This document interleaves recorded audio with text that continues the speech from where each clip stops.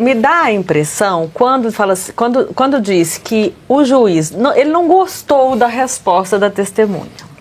E ele já é o juiz, ele já é o acusador, ele já é a vítima, e agora ele quer ser a testemunha, porque ele quer que a testemunha dê o depoimento de acordo com o que ele acredita. Então,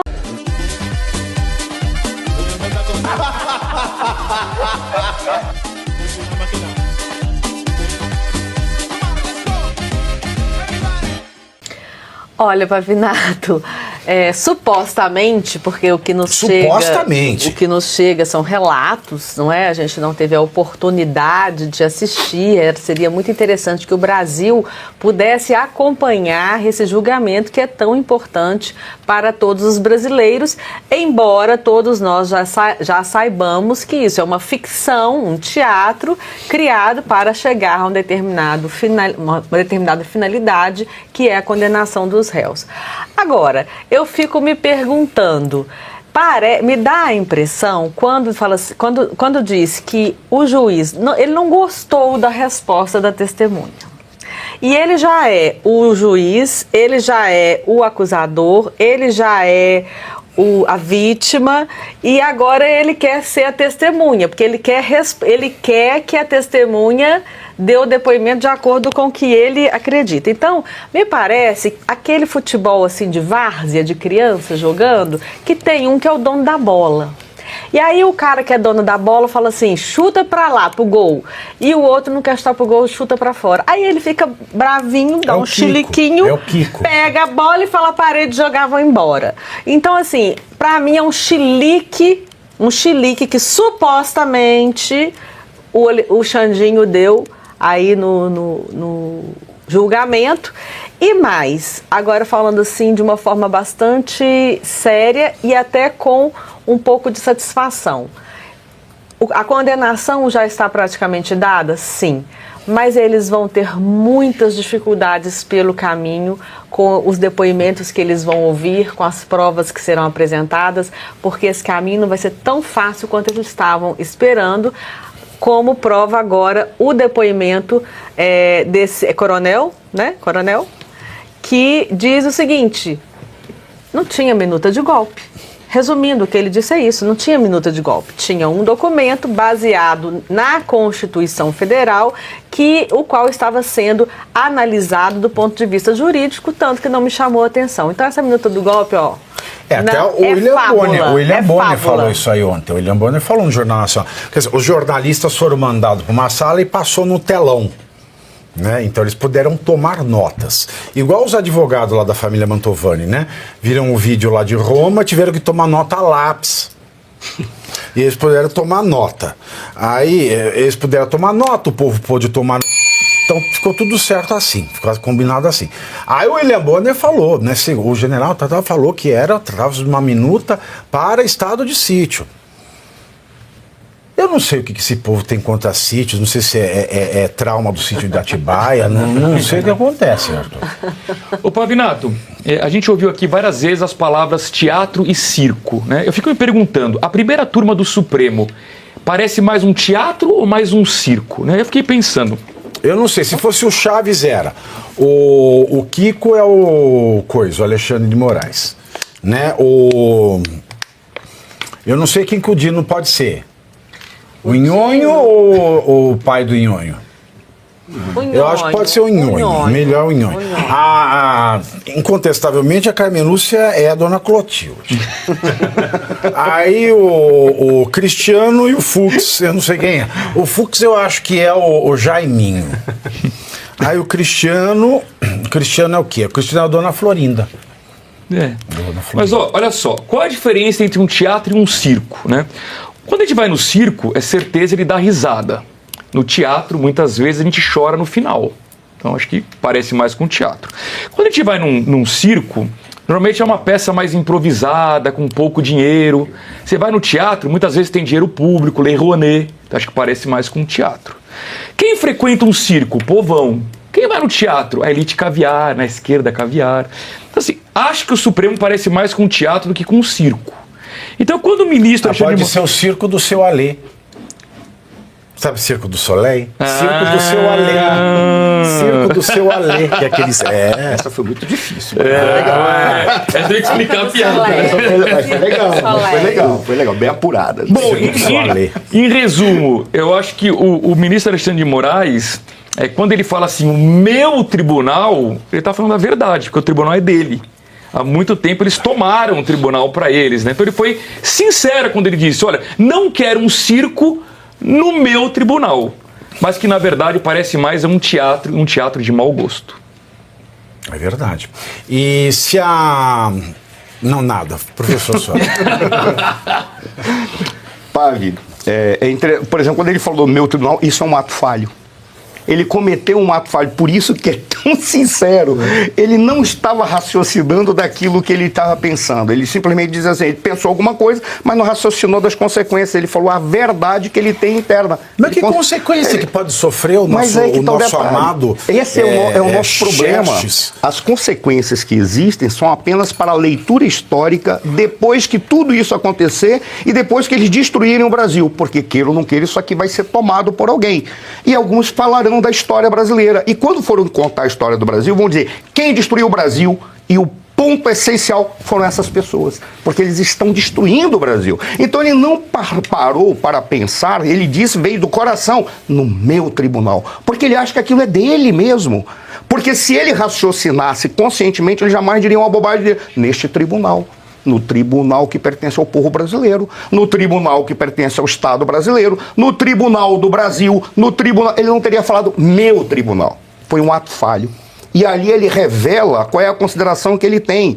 Ele se coloca como superior a todos. Paulo, quando você trouxe, mas ali são depoimentos. Por que não veio o documento pronto? Quando você falou isso, Pavinato tinha acabado de falar de Nuremberg, mas veio na minha cabeça os processos de Moscou, que é outro momento de tirania em que eles queriam perseguir os adversários políticos, e naquela época era mais ou menos assim, era o comunista do A e o comunista do B. O comunista do A achava que ele era o top, o comunista do B era lixo. O que eles faziam? Eles iam com os depoimentos prontos, entregavam para o cara e diziam, não, isso aqui você está assumindo a tua culpa. Ele só assinava. E por que ele ia para o tribunal para receber a pena que era a execução com um tiro na nuca? Na nuca por pena. Tá? Dava um tiro na nuca para preservar as famílias. Olha que coisa curiosa, quantas vezes não falou dos familiares daqueles que estão lá sendo inquiridos? Mas isso foi simbólico lá nesse caso. Porque como dizia o velho ditado, antes tarde do que nunca. É mais ou menos isso. Mas eles chegavam lá e eles diziam, preservarei a tua família. Mas você assina isso, os documentos vinham prontos, os depoimentos vinham prontos. A confissão de culpa vinha pronto. E foi o que aconteceu ali. O que ele queria do general era uma confissão de culpa para dizer assim, assuma a culpa e coloque, e transfira para o outro que eu quero pegar é o Bolsonaro. Aí eu negocio com você, talvez um tiro na nuca, talvez apenas a prisão, garantia de que tua família não será tocada, era o que veio na minha cabeça. E isso é tão claro que eles estão trabalhando dessa forma, por a razão de não permitir que seja divulgado. Porque eles não estão preocupados com a verdade, estão preocupados com as versões que serão apresentadas daquilo que eles fizeram. Porque por mais que haja testemunhas, é fácil você calar as testemunhas que estão ali, porque são poucas. Ou você cala com dinheiro, o Gramsci falava isso.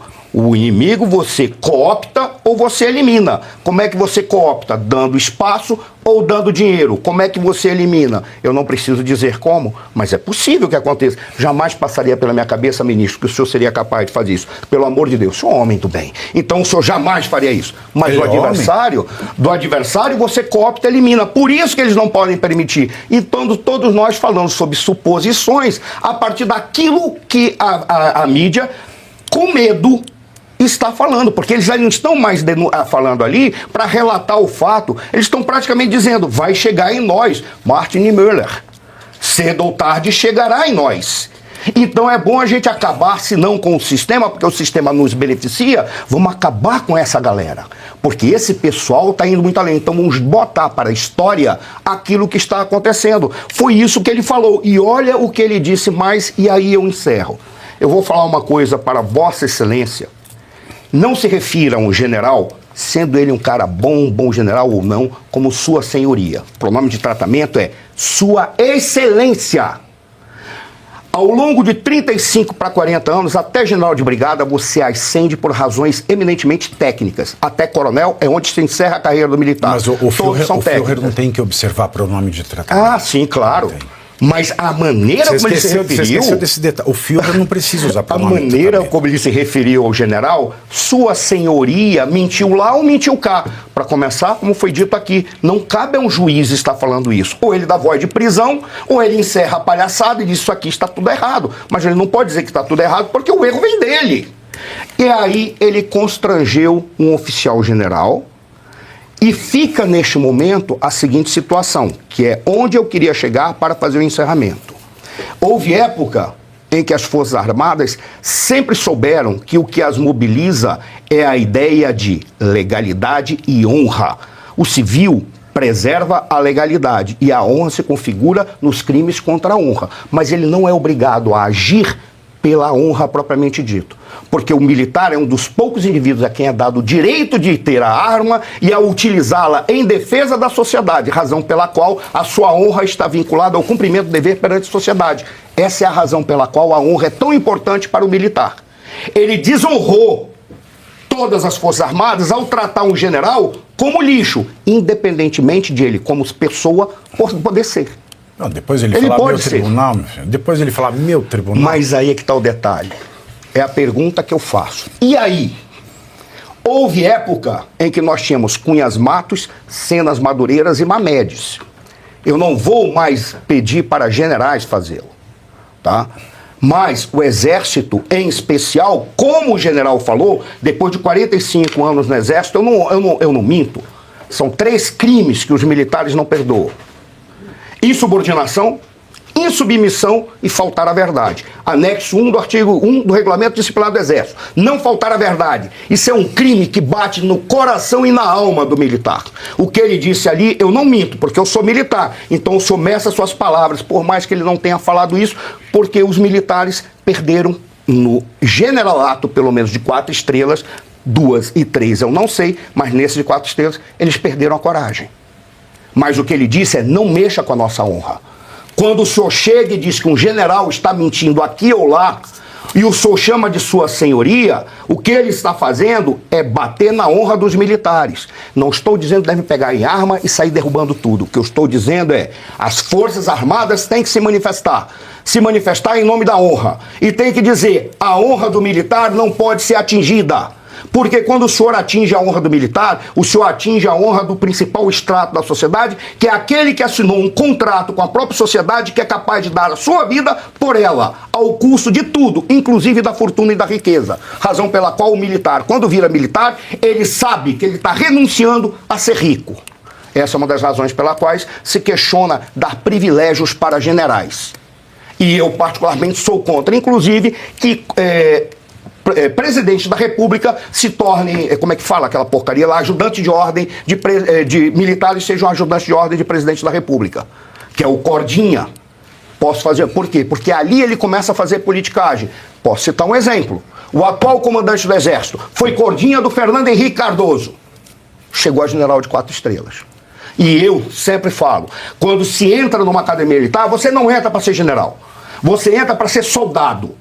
E está vinculado às tuas ações, à tua honra e ao dever cumprido perante a tua sociedade. Apenas isso. Ser general é uma consequência. Por isso deve retirar a politicagem de qualquer ação dos militares. E aí, eu digo, e aí? Como é que nós vamos ficar com relação à honra dos militares? As Forças Armadas têm que se manifestar com desrespeito em relação ao que foi feito a um general. O problema todo é que, como ninguém sabe o que foi falado, porque não pode ser gravado, não está dito, simplesmente é bem possível, como esses senhores não tem nenhum regulamento disciplinar do Exército, anexo 1 do artigo 1, para dizer não faltar a verdade, ele pode simplesmente dizer, os jornalistas estão mentindo. E quem vai dizer que é verdade? É verdade. E você aí já está preparado para ter todos os argumentos para dizer que Marx não foi um cara legal, para dizer que o comunismo não é um lugar para diversidade? para desmontar essa grande fake news histórica da esquerda, que é repetida por nossos professores de história, de geografia, de sociologia, que é repetida nas universidades, que é repetida nos livros. Está preparado para dizer por que Marx não era um cara legal e por que todo marxista raiz também não é, e por que o comunismo é terrível?